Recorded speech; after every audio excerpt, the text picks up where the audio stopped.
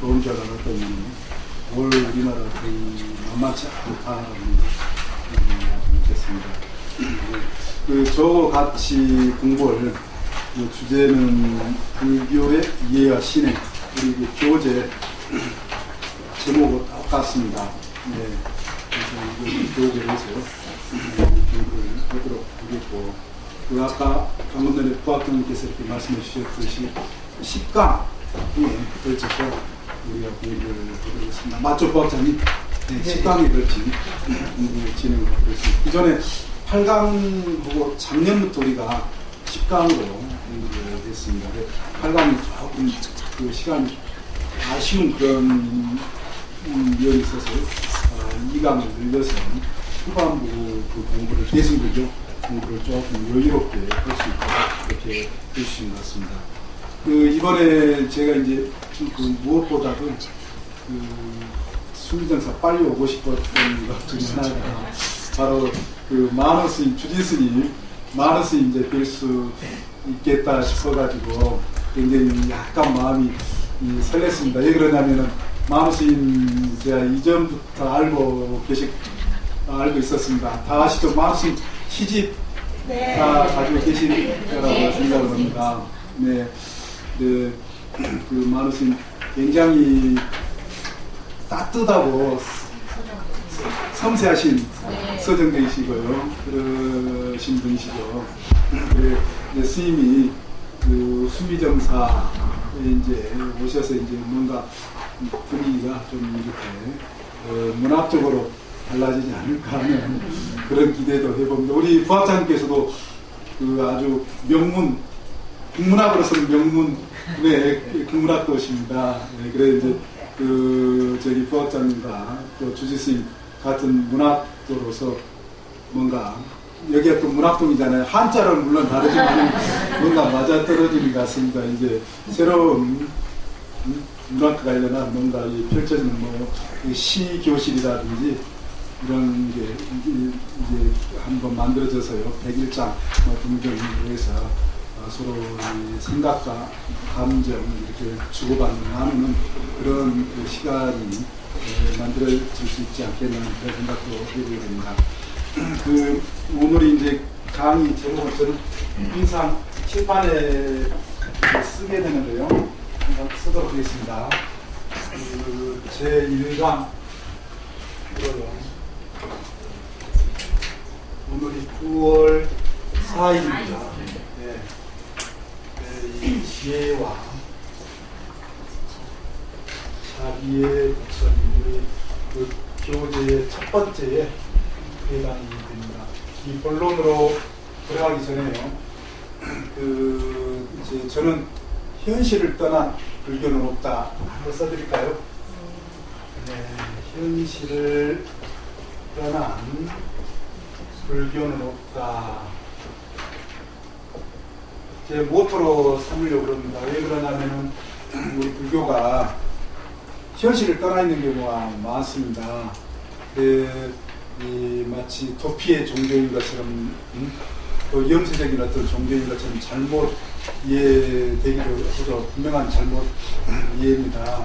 그건 이 현실을 떠나서 불교를 이야기했기 때문에 그런 오해가 있었다라는 것입니다. 원래 이 부처님 가르침은 현실을 떠나지 않아 항상 우리 삶의 직접적인 어떤 문제와 관련이 되어 있습니다. 우리 공부 제목도 이 불교의 이해와 신행이죠. 신행이라는 것은 우리의 삶, 일상생활, 평상시 어떤 삶 속에서 신행, 즉 현실에 바로 관련되어 있는 그런 문제이다라고 하는 것입니다. 이제 그런 점에 있어서 우리가 이 부처님 공부를 하는 데서 항상 염두에 둬야 되는 것은 이 현실 우리의 이 삶과 관련한 이 부처님 이야기가 되는데 이렇게 초점이 맞춰져야 되고요. 저도 이제 가능하면은 그러려고 노력을 하고 있습니다. 크게 우리가 현실을 이야기를 한다라고 하는 것은 개개인의 우리의 어떤 삶, 소소한 어떤 삶도 이야기가 불교적으로 될 수가 있지만은 거대 담론으로서 우리의 역사라든지 사회, 그 사회 속에는 또한 이 불교 사회도 있습니다. 이런 어떤 문제를 같이 논의를 해볼 수도 있습니다. 상의를 해볼 수가 있습니다. 그런 현실을요. 이제 그런 점에 있어서 이번 여름 그 무더운 속에서도 한국 불교에 있어서 대단히 아주 뜨거운 그런 어떤 현실이 하나가 있었습니다. 피디수첩, 그것이 알고 싶다 보셔가지고 굉장히 아주 충격을 받은 불교인들 또는 불교인이 아니라도 일반인들 또 스님들 또 이 불교는 사람들에게 저런 어떤 일이 있었나 해가지고 아주 충격을 금할 수 없었다라고 이야기하는 그런 사람들 주변에 아마 다 있었을 겁니다. 여러 어떤 반응들을 우리가 경험을 했을 것이다 라고 보십니다. 그게 우리 현실이었습니다. 예. 근데 이제 불교계 내부에서요, 이걸 어떻게 우리가 극복을 할 것인가, 라고 하는 것은 불교적으로 만들 수 있을 것인가, 불교적이지 않았던 것 같다라고 하는 것입니다. 그래서 이 불교적으로 만들 수 있을까라고 하는 고민을 굉장히 한 겁니다. 불교 공부를 하는 데서 그런 점에 있어서 이 정법이 있습니다. 정법. 예. 이거 여법이라고 하는 말이 있습니다. 여법. 여법하게 받을 점자, 정법이 있고요. 그리고 이에 이제 대응해서, 이 비법이 있습니다. 법이 아닌 것, 비법. 그리고 또한 뭐가 있습니까? 더 나쁜 의미의 이 사법이 있습니다.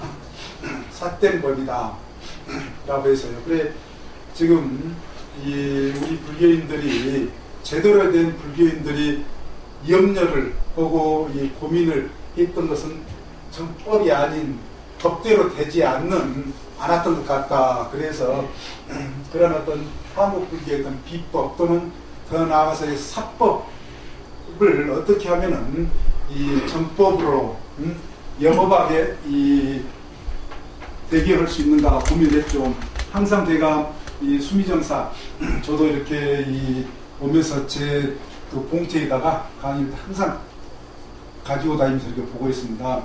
그 회주 스님께서 이 수미정사 경인 불교의 이념에서 누구나 뭐예요?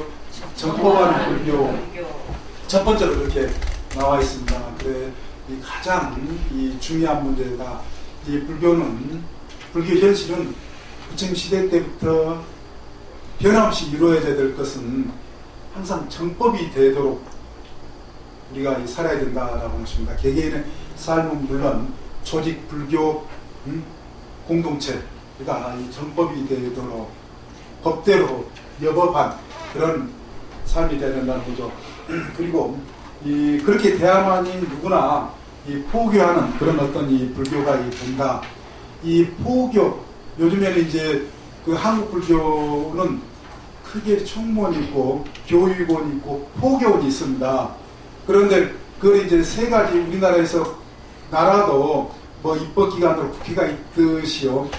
이런 어떤 각각이 이렇게 나눠져 있는 것처럼 이 불교 공동체도 한국 불교 교단도 이렇게 총무원, 교육원, 포교원이 있는데 요즘에 종단적 차원에서 포교를 누구한테 일임을 했냐면요.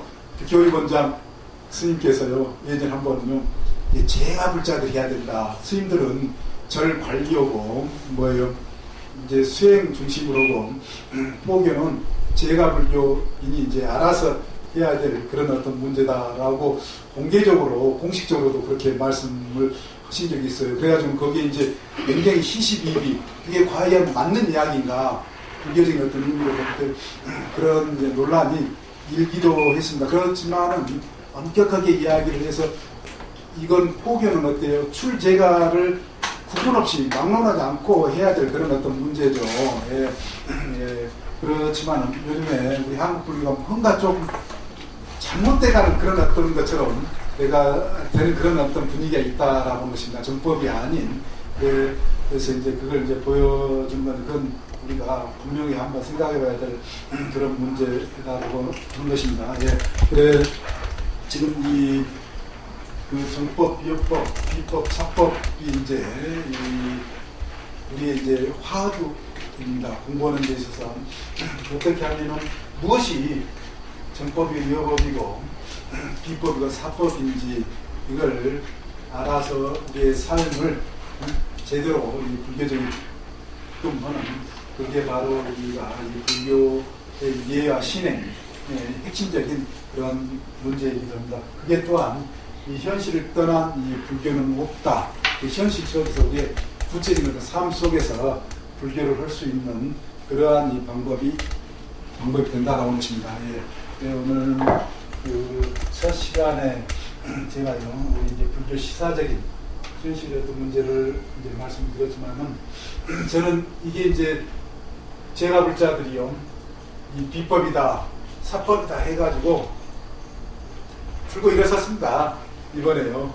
들고 일어섰는데 성공한 것 같아요? 성공하지 못한 것 같아요? 성공 못했다라고 결론은 그렇게 난 겁니다. 그런데 저도 이제 저는 이렇게 이제 제가 이런 모토를 가지고 있기 때문에 불교계 이제 이런 어떤 일에 대해서 참여를 하려고 합니다. 참여를 해서 이제 분명히 어떤 그 안팎을 분명하게 이렇게 인식을 하고 제 나름의 어떤 평가를 하려고 그러는데요. 이 전체적으로 이 결론은 성공하지 못했다라고 그렇게 이야기를 하고 저도 공감을 합니다. 그래서 끝나고 나서 26일 위에 상당히 아리를 했어요. 제가 약간의 상당한 조금의 아리를 했는데 지금 이제 거의 이제 여러 어떤 생각으로 극복을 하고 있습니다. 아무튼 그런데 저는 굉장히 이번에 그 바람직한 그 변화를 하나 이제 봤다라고 하는 것은요, 재가인들이 깨어나고 있다. 한국 불교 재가인들이요 깨어나고 있다라고 하는 것입니다. 예전과 달리요. 그 수준이 이제 상당하다. 예.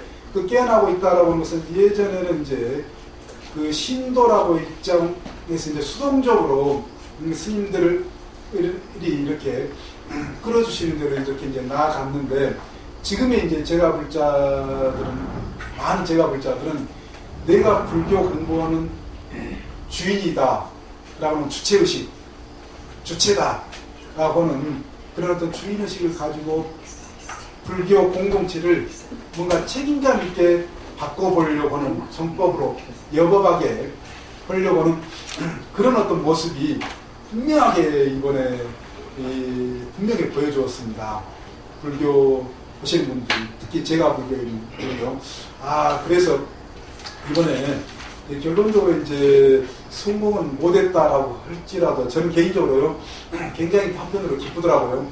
이제 우리 불교가, 한국 불교가 뭔가 좀 변화를, 제대로 된 변화를 할 수 있겠구나. 왜 그러냐면요, 우리 불교는 부처님도 가르친 영기법에서처럼요, 누가 한 사람만 변화가 돼가지고 안 된다라고 하는 것입니다. 다 같이 어떤 맞물려 있는 그런 어떤 존재 상황이기 때문에요, 다 맞물려서 문제 해결이 돼야 제대로 된다라고 하는 것입니다.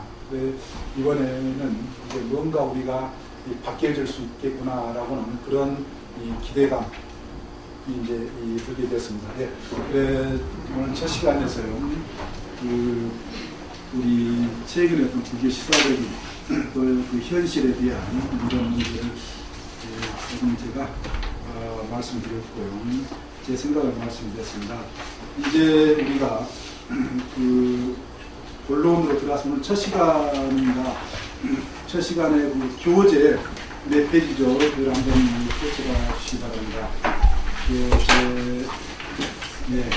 11페이지입니다. 11페이지에 거기에 그렇게 되어 있습니다. 부처님 생애의 의미, 지혜와 자비의 부처님이라고는 전체 제목 속에 부처님 생애의 의미로서요, 이 불교를 처음으로 창시한 분은 석가모니 부처님이시다. 석가모니 부처님, 다 아시죠? 그분은 역사상 실제 인물로 우리 인간 세계에 오셨다. 실제 인물이라는 것입니다. 예, 경우에 따라서 우리가 이웃 종교인 교회, 기독교가 있죠. 교회 예수님 같은 경우는 뭐예요? 부처님보다도 약 500년 뒤에 인물이 좀 학자들에 따라서는 역사적인 인물이 아니다라고 주장하는 학자들도 있어요. 가공의 인물이다. 그렇지만 이 부처님 그보다 훨씬 더 우리 인류 역사에서 가장 오래된 종교의 창시자이신 이 부처님께서는 역사적인 인물 학자들이 분명하게 이야기를 한다라고 하십니다. 이러한 이 석가모니 부처님 생애에 대한 공부는 불교 교리의 시작이다 라고 하는 것입니다. 거기에 이제 불교 교리 시작이라고 하는데 줄을 한번 그어주시고요.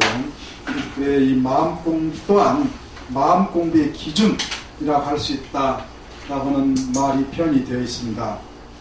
거기다도 이 줄을 그어주십시오.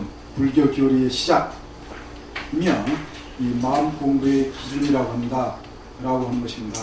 예, 그래서 이제 우리 그 교재 공부에서도 첫 번째로 이렇게 배치되어 있는 것이 이 부처님의 이 생애, 이 삶의 이 삶과 관련된 것입니다. 그러면은 우리가 이 부처님 했을 때게요, 이 부처님, 현재 우리 부처님이라고 그러는데 예전에 우리 이 조상들, 뭐 조선시대까지만 해더라도요, 이 부티어로 그렇게 표현되어 있다. 이렇게 되어 있습니다. 그 예전 훈민정음 이후에 이렇게 한글을 표기해 놓은 게 있죠. 속고상절이라든지요. 그런데 조선시대 때 그래서 이제 이런 어떤 우문 변화가 현재로 이렇게 와 있는데, 원래 그 인도 말로는 이 영어식으로 이렇게 발음을 표현을 하면은요, 이 붓다 이렇게 되어 있습니다. 과거나 부처님 지금으로부터 2600년 전이나 지금이나요 똑같이 붓다로 이렇게 되어 있다라고 하는 것입니다. 그것을 이 중국의 인도 불교가 우리 동아시아의 중국으로 이 전해지면서 소리 나는 대로 똑같이 표현을 해보려고 했다. 그 말이 처음에는 불로 이렇게 나왔습니다. 불로요. 지금의 우리 발음의 불이지만은요, 지금으로부터 2000년 전에 불교가 인도에서 불교가 중앙아시아를 거쳐가지고 동아시아, 중국으로 전해질 때의 발음은 거의 비슷했을 겁니다. 왜 그러냐면 거기에 이제 A 뒤에 A 모음 발음이 아주 약하게 들려서 그냥 불로만. 그러다 이제 조금 시간이 지나면서 완전한 발음으로 어때요? 불타로 이렇게 이 변화가 됐다. 안전하게 음역 소리 나는 대로 이 부처님이 이렇게 표기가 된 겁니다. 그렇지만은 원래 이 불이라고 하는 말 한자에서 있었던 말은 아니다 라고 하는 것입니다. 새로 불교가 전해지면서 새로 만들어내는 한자다 라고 하는 것입니다. 그 이름이 사람이 변해 뭐 안이불에서 부처님은 사람이 아니다 라고 하는 그런 어떤 부처님 개념을 담아놓으려고 한 말이다 라고 하는 주장이 있습니다. 예, 그런데 경전에도 그런 이야기가 나옵니다. 예, 그 이제 잠깐 뒤에 나중에 이제 말씀드리겠습니다만, 그리고 나서 이런 어떤 부처님을 또한 이 의미상 옮겨놓은 말이 있습니다. 의미상 옮겨놓은 말이 어떤 말일까요? 예, 각자라고 하는 말이 있습니다. 각자. 예. 깨달을 각자 해서요.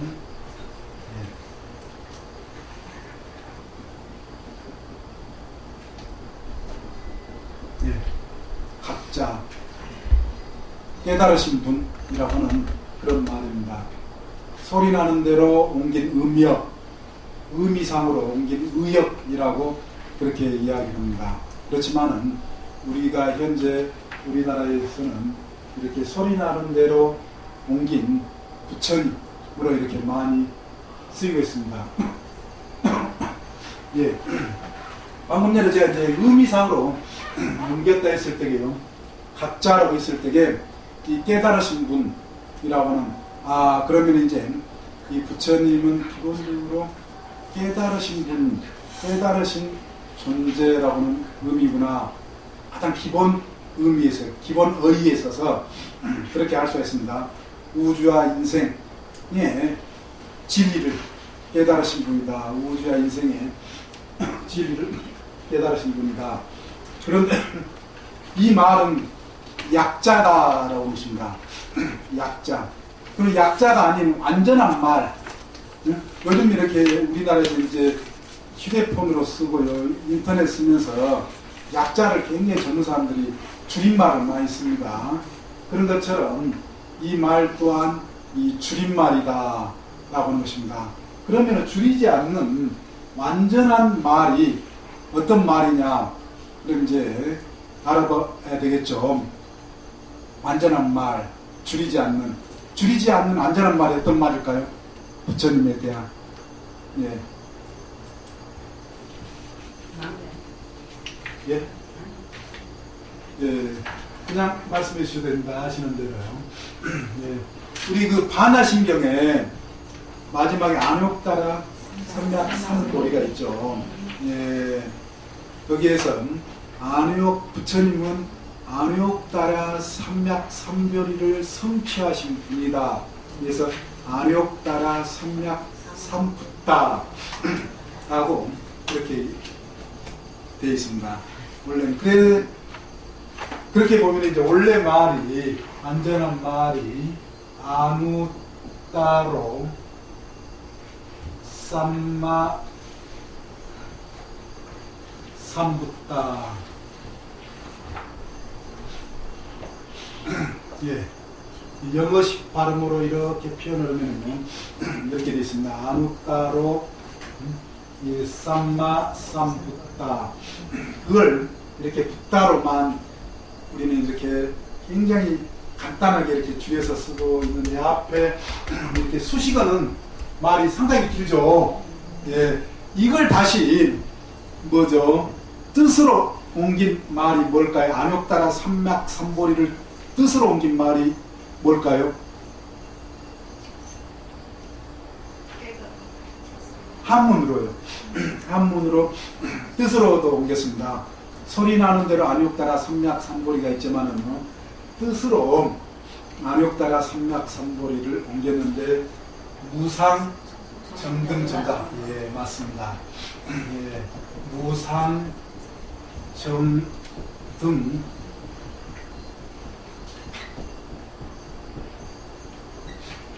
정각을 이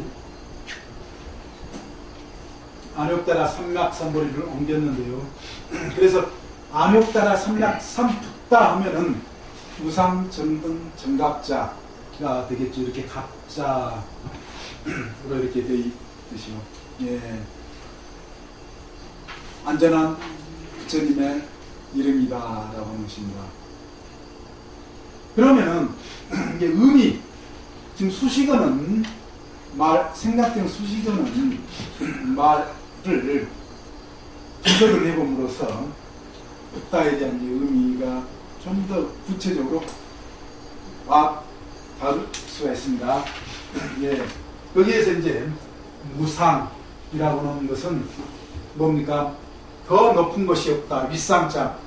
더 위가 없다. 그래서 요즘에 우리말로 이걸 우리 그 부처님 생애, 아까 부학장님께서 부처님 생애 그 중단본 그 말씀해 주셨지만은요, 그 우리말로 이렇게 이제 알기 쉽고 편하게 가능한 우리말로 이제 어떻게 옮길 것인가 굉장히 고민을 했습니다. 공주, 불교 문화원이 있죠. 지금은 불교를 빼고 아마 공주의 그 전통 무슨 문화원으로 이름을 바꿨던 것 같아요. 마옥사 바로 옆에 있습니다. 거기서 이제 그 방학 때마다 가서 한 3년 정도를 그 부처님 생애 그 문장을 가다듬었습니다. 사람들 그 머리를 맞대고요. 그런데 거기서 이제는 이제 위 없는 우리가 있습니다. 위 없는. 간 우리말로 지금 우리말로 지금 위 없는. 그래 부처님 생에 보면 위 없는이라고 말을 찾아볼 수 있을 겁니다. 더 이상 높은 곳이 없는 끝점, 정점이라는 것입니다. 위로는 그러니까는 위로는요, 높이로는 더 이상 높은 것이 있다 없다? 없다. 그래서 위 없는 무상이라고 했다라고 하는 것입니다. 가장 높다. 가장 높은 진리를, 더 이상 높은 것이 없는 진리를 깨달으신 분이다 라고 하는 거죠. 무상이라고 하는 말은요. 그리고 삼막이라고 하는 말은 등이라고 하는 말이다라고 하는 것입니다. 등은 우리가 뭐 평등할 때에도 많이 쓰지만은요, 우리 일상생활에서 계속적으로 뭐가 있다, 많다, 끝없이 많다 이럴 때 이하 등등등등 등등등등. 그래 횡적으로 모든 것을 다 포함한다 라고 하는 것입니다. 높이로는 뭐예요? 가장 끝점에 있고, 횡적으로는 어때요? 모든 것을 다 우린다, 포함한다. 그 말이 등다 쌈마다. 그래 영어로는 토럴리로, 영어 본 사람들은 그 표현으로 하고요. 부처님에 대한 다른 이름으로 이게 줄여서 무등이라고도 그렇게 이야기합니다. 줄여서, 이걸 줄여서요. 그래 우리나라에 절이 있는 곳에 뭐예요? 큰 명산 있죠. 명산이 있는데 그 명산의 이름을 거의 이제 예전에 절이 들으면서 스님들께서 지으셨기 때문에 전부 다 어때요? 불교 이름이에요. 그래 무등하면 어느 산이 생각납니까? 광주의 무등산 생각나죠. 그렇지만 이 광주권, 전라도권은요, 기독교 세가 세가지고 저 마을이 무등산이 불교에서 온지를 잘 몰라요. 예, 그렇지만 원래 뭡니까 부처님에 대한 명호입니다. 우리나라 사실 우리의 지명이라든지 뭐 많은 것들이 불교와 관련이 되어 있는데요. 우리 전통이죠, 이게. 그런데도 불구하고 하도 우리 이제 불교는 사람, 또 우리 뭡니까 이 전통을 존중할 줄 모르게 우리 사회가 지금 만들어져 버린 겁니다. 그래서 이게 어디로부터 온 건지를 요즘 사람들은 더더군다나 지금 모르게끔 돼버렸어요. 우리 지금 현실이란 말 지어버렸는데요. 젊은 사람으로 갈수록 그게 어떻게 우리 유교에서 어떤 부분이 유교와 관련돼 있고 공자님과 관련돼 있고 또 부처님과 관련돼 있는지 이런 걸 알아야 왜 내가 한국인인지 우리 조상들하고 관련이 돼 있는지 이 조상에 대한 어떤 자긍심, 자부심도 생기고 더 이 국토를 이렇게 사랑하는 그런 마음도 생겨야 될 텐데요. 그런 걸 모르게 지금 되어버렸다. 그게 큰 문제입니다. 예. 아무튼 이렇게 이제 이 삼마라고 하는 것은요, 일체를 포함한다. 그래서 종적으로는 끝과 횡적으로는 모든 걸 다 포함한다라고 하는 것입니다. 달리 또한 이걸 조금 더 바꾸면은요, 종적, 횡적이라고 했는데요, 이 종적인 문제는 역사를 의미합니다. 역사는 과거, 현재, 미래가 있잖아요. 횡적으로는 우리의 사회를 말한다 라고 하는 것입니다. 그래서 역사와 사회 모든 걸 다 이 중생의 세계, 인간 세계뿐만 아니라 모든 중생의 세계 다 통틀어서 삼이 뭐냐, 발을점자로 되어 있듯이요, 바르게, 완전하게, 또한 삼이라고 하면서 퍼펙트, 영어로는 완전하게, 완전하게, 바르게 깨달으신 분이다 라고 하는 의미입니다. 부처님의 완전한 이름은 이렇게 되는 겁니다. 아누따라 삼락 삼부따, 원래 말은 아누타로 삼마 삼부따인데요. 그걸 뜻으로 무상정등 정각자로 이 위없는, 위로는 더 이상 높은 것이 없고 횡적으로는 일체를 다 포함하는 것으로서 바르게 진리를 깨달으신 분이시다 부처님의 완전한 이름입니다. 네. 그러면 이제 여기서 이제 중요한 것은요, 이 각자입니다. 가장 핵심적인 그 개념은요, 각자이죠. 이제 불교를 깨달음의 종교라고 그렇게 이야기를 하고 있죠. 뭐 수행의 종교, 자비의 종교, 여러 말로 이 불교라고 하는 종교 그 성격을 학자들이 우리 역사 속에서 이야기를 하고 있습니다. 가장 대표적인 말이 깨달음의 종교다. 예, 깨달음. 그래서 이건 이 불교라고 하는 데에서도 대표적인 어떤 말로 깨달음이라고 하는 불교, 불자가 나오지만은요, 이렇게 이 부처님의 이름에서도 나오는데요. 원래 이 깨달음의 인도 말로 또한 원적으로 이야기를 하면요, 보디라고는 이 말을 원으로 하고 있습니다. 원으로. 그래, 붓다라고 하는 말, 이 보디라고 하는 말은 같은 말이다 라고 하는 것이요. 예. 참고로 이제 조금 우리가 이제 불교 대학이니까요, 조금 원적으로 좀 머리 아플 수도 있고 그렇지만은, 예, 보디라고 하는 말. 그래서 이걸 또한 이 말도 각으로 번역을 하지만은 삼맥삼보디, 아력다라 삼맥삼보리로 되어 있는 사실은 이 보리라고 하는 말을 우리가 보리보리, 뭐 영화 제목도 영화에서도 나왔죠. 뭐 보리보리, 굉장히 악녀로 나오는, 뭐 보리 나오는 영화 하나 있었잖아요. 예. 예. 이런 학교에서도 보면 보리라고 이름 지은 여학생들, 딸들을 이제 절에 다니신 보살님들 아마 그렇게 이름을 지은 것 같아요. 보리라고 상당히 이름을, 보디. 이죠. 예. 그런데 이 말을 이제 관련해서 원적으로 이 깨닫다, 깨치다, 라고 하는 그 말인데요. 이건 이제 우리가 비유적으로 부처님께서 경전 속에서 어떻게 말씀해 주고 계시면 우리가 비유를 통해서 빨리 이해를 할 수가 있는데, 부처님의 저 깨달음을 비유로 이야기를 하고 있습니다. 이 뭐예요? 병아리죠. 예, 부와 전에 알 속에 병아리다라고 하십니다. 며칠 만에 깨어납니까? 다 아시죠? 21일, 37일기도처럼 21일, 그것도 다 뭐 이치가 있대요. 예, 요즘 학생들은 대학에서요, 며칠 만에 깨어나는가 뭐 잘 모릅니다. 예, 거의 아는 학생들이 없어요. 37일 만에 깨어나는데, 이 불교에서요, 줄탁이라는 말로 있습니다. 네, 한문으로 쓰면은요, 가만히 있어요. 자꾸 써도요, 어쩔 땐 막 제가 헷갈리고 있습니다. 예, 아마 탁자가 부학생이 약간 지금 뭔가 오류가 있게는 느껴지는데, 예, 이걸 줄탁 동시라고 우리가 교육상에도 이제 많이 하고 그러는데, 뭐 최탁이라고 또 아마 한자로 좀 이렇게 쓴다요, 최리로.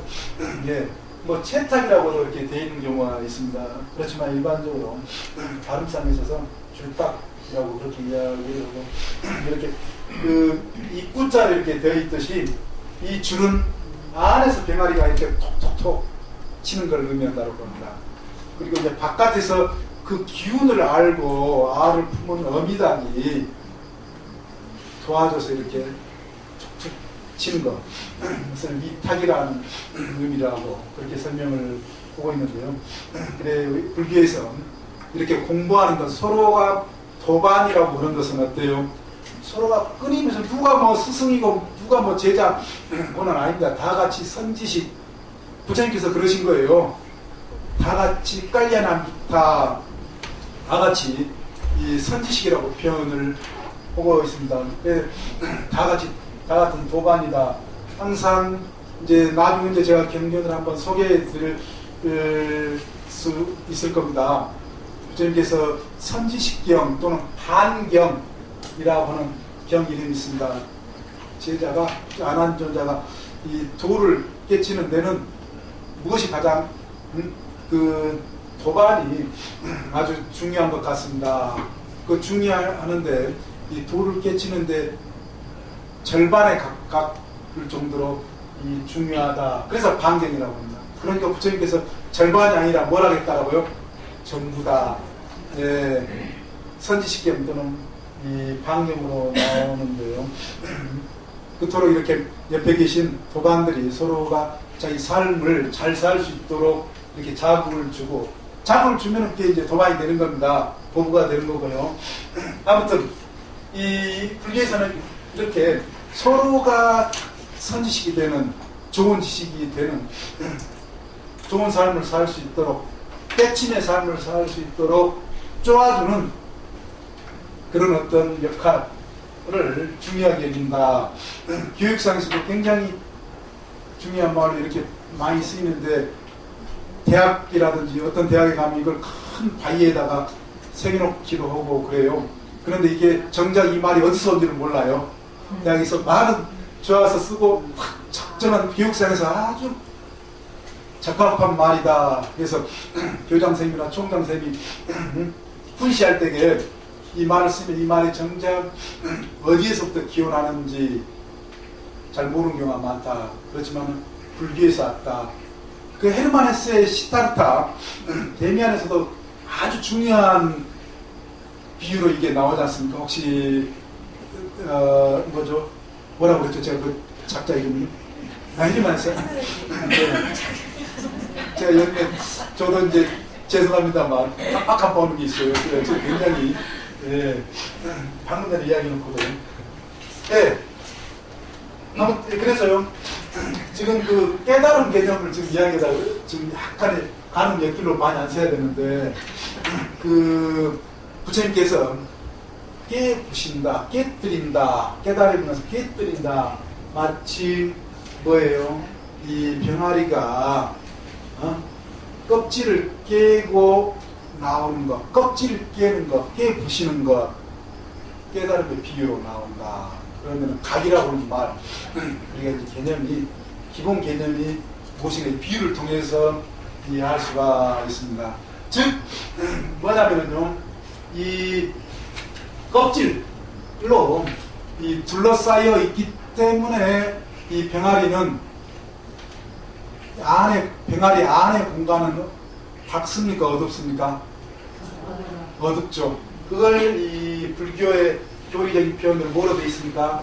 밝음이 없다 해서 12연기에서도 처음 나오는 무명, 밝음이 없다 라고 하는 것입니다. 예. 아니, 갇혀있는 겁니다.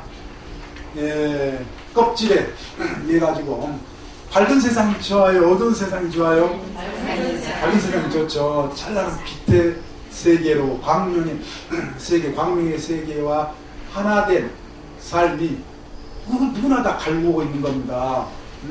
그리고 완전하게 하나된 삶, 우리가 아미탑을, 부처님의 이름 가운데 하나예요. 아미탑을 한문으로 뭐로 되어 있습니까? 무량광. 예, 무량광불로 되어 있지 않습니까? 그래서 절에 가면은 무량광전, 아미타전 또는 미타전으로 되어 있지만은 무량광전, 무량광불이라고 했습니다. 끝도 갈도 없는 찬란한 비대 부처님이라고 하는 그런 어떤 의미예요. 그래서 이제 부처님의 기본 어떤 개념이 이렇게 어둠에서 벗어났다. 어둠을 깨고, 어둠을 깼다는 겁니다. 껍질을 깨므로써 뭐가 깨진 겁니까? 어둠 또한 깨져서, 새벽은 뭐예요? 어둠을 깨고, 여명이라는 것은 어둠을 깨는 거지 않습니까? 그렇듯이 이 어둠을 깨고 빛과 하나 된 존재다. 완전한 빛의 존재, 광명의 존재로서 바로 이 부처님이시다 라고 하는 것입니다. 부처님 개념이라고 하는 것이요. 예. 그걸 이제 아미타불이라고 하는 이름에서 그렇게 잘 나와 있듯이요. 네. 그리고 저러한 껍질이라고 하는 것에 갇혀 있을 때는 자유롭습니까? 자유롭지 않습니까? 자유롭지 않죠.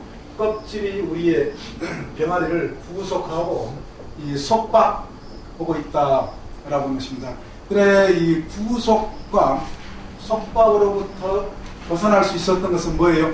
껍질을 깨물어서 가능한 겁니다. 계기가 되는 것입니다. 그래, 이 구속과 속박으로부터 벗어나 자유로운 그런 어떤 존재, 완전하게 자유로운 존재가 되었다라고 하는 그런 의미에서 부처님과 또 불교도들의 목표를 나타내는 아주 중요한 말이 있습니다. 어떤 말일까요? 완전 자유로워진 대자유, 완전하게 자유로운 존재가 되었다. 그렇죠. 해탈이라고 하는 말이다. 해탈. 예. 해탈. 네. 그 말입니다. 깨달음과 바로 직결되어 있는 그런 말입니다. 예. 무명도 그렇지만은 해탈. 깨뜨림으로써 뭐예요? 자유로워졌다. 갑자기 생각이 간질간질하고 옆뒤로 생각하려고 그러는데 네. 왜냐면 잘못 깼다가는 어때요? 곤란할 수도 있어요. 잘못 깼다가 그래 요즘 하모니와 같이 이제 그 같이 잘 살다가 뭐죠? 더 이제 힘들어지는 그런 경우도 있고 그렇더라고요. 잘못 깼다 그래서 참 지혜가 부족한 그러면 그럴 수 있습니다. 자유롭고 싶다고 해서 그냥 지혜롭게 자유로워야 된다라는 것입니다. 예, 그래서 해탈 왜 이렇게 불교에서 강조하는 그런 말인가 알 수가 있는 거고요. 그리고 이제 이렇게 이 병아리는 뭡니까 껍질을 깨물어서 자유로움, 구속과 속박에서 벗어나서 이 자유롭고 밝음의 세계로 가 있는 것, 이 자체가 그야말로 행복한 세계다라고 하십니다. 행복한 세계, 고통이 없는 행복한 세계, 완전한 행복의 세계다. 고통이 없는 세계, 고통이 완전히 진멸한 경지, 이를 나타내는 불교 말이 뭘까요? 불교 또한 불교의 목표를 나타내는 그런 말 중에 하나입니다. 반야심경에도 나옵니다. 마지막 후반부예요. 어떤 말일까요? 예. 후반부에 나옵니다. 반야심경. 그러니까 처음에 반야심경 처음에 부처님의 가르침을 압축해 놓은 거죠. 반야심경. 굉장히 압축해 놓은 겁니다. 264자라요. 그런데 처음에 뭐죠? 일체계고 토일체계고 일체 괴로움을 다 걷는다라고는 그리고 그게 이제 시작이죠. 그러면서 결론의 말은 어떤 말로 정리가 되어 있습니까? 반야심경. 그 전에 그러니까 경지를 딱 나타내는 해탈이나 예, 딱 한 말로 정리하는 말, 불교의 아주 궁극적인 경지, 불교하는 목표를 나타내는 말, 가장 대표적인 말로도 깨달음과 함께 가장 대표적인 말로도 사용이 됩니다. 어떤 말일까요? 반야심경에 나오는 후반부예요. 예? 그렇죠. 열반. 그래서 구경열반. 구경이란 말 구국에 궁극적으로 안전하게 완전한 열반이라고 그래서 이제 번역도 되어 있는 경우도 있고 구국의 구경의 열반 이렇게 되어 있는 그런 경우도 있지 않습니까? 열반이라고 이렇게 되어 있다는 것입니다. 열반. 열반은 아까 처음에 말씀드린 것처럼 반야심경 그 구조에서도 나오듯이 도일체 고액, 일체 괴로움, 고통이 지멸은 그런 이 경지다. 일체 고통이 지멸됐기 때문에 완전한 행복이다. 고통이 없는 즐거움의 세계, 그 열반락이라고도 복합으로서요. 열반락, 즐거울 낙자로 한문으로 번역되어 있는 그런 경우, 그냥 뭐 이유 없이 그렇게 된 게 아니다 라고 한 것입니다.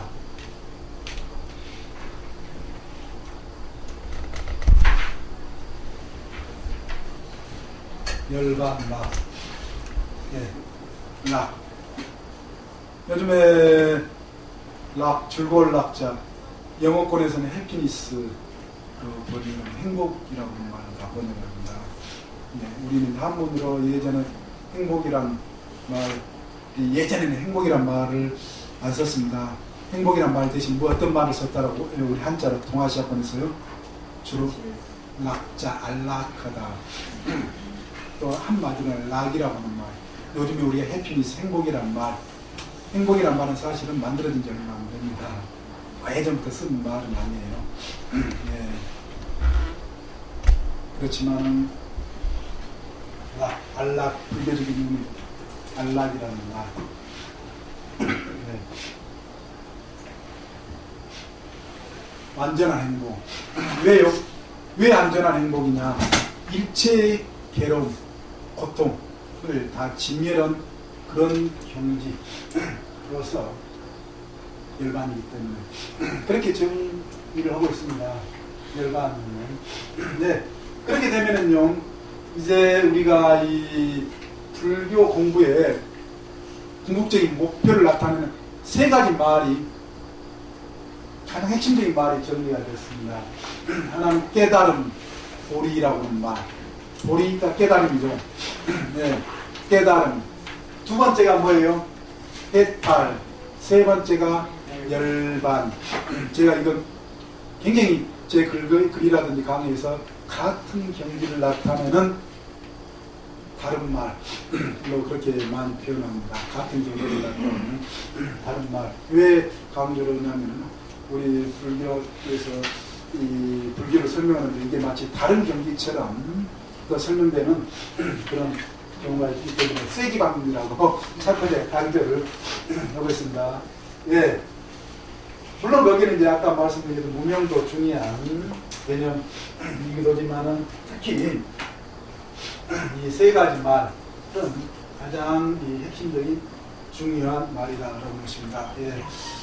그래서 지금 이렇게 이제 이 부처님 개념과 관련해서 이 전반부 시간에서요, 부처님 완전한 이름, 거기에 담긴 이 깨달은 개념이 무엇인가까지만 살펴보고 지금 55분이 됐는데요. 우리가 공부하면서 이렇게 서로 이렇게 논의하는 그런 어떤 시간도 중요하지만 차 마시는 시간도 아주 중요한 10분간 공부를 시간을 가졌습니다. 들어가겠습니다. 근데 우리가 그 전 시간에 전반부 시간에 부처님의 완전한 이름 중심으로 해서 부처님 이런 개념에 대해서 살펴봤고요. 우리 교재 그 부처님의 어떤 생애를 이제 12페이지에서부터 설명을 보겠습니다. 12페이지에서부터 이 부처님은 역사적인 의미에서 역사적으로 부처님은 지금으로부터 2600년 전에 이 세상에 출현하셨습니다. 이걸 시기적으로 이 학자들은 이렇게 표현합니다. BCE 6세기 그렇게 이야기합니다. 2600년 전이다. 시기가 그렇게 되면은 이 세계 종교에서 가장 오래된 종교 중에 하나입니다. 기독교가 약 2000년, 또 마호멧 이슬람교는 그보다도 더 뒤입니다. 500년, 1500년 정도 이슬람교가 이야기가 되는 반면에 불교는 세계 종교로서 불교는 가장 오래된 종교, 그리고 또 가장 넓게 인류 사회에 세계에 퍼져 있는 전해진 그런 종교, 또 뭡니까 이 가장 넓은 지역에 오래된 그런 어떤 이 종교라고 하면서 이 부처님은 그 출신의 그러니까 나라 이름이 어디냐 뭐 다 아시지만 어디예요?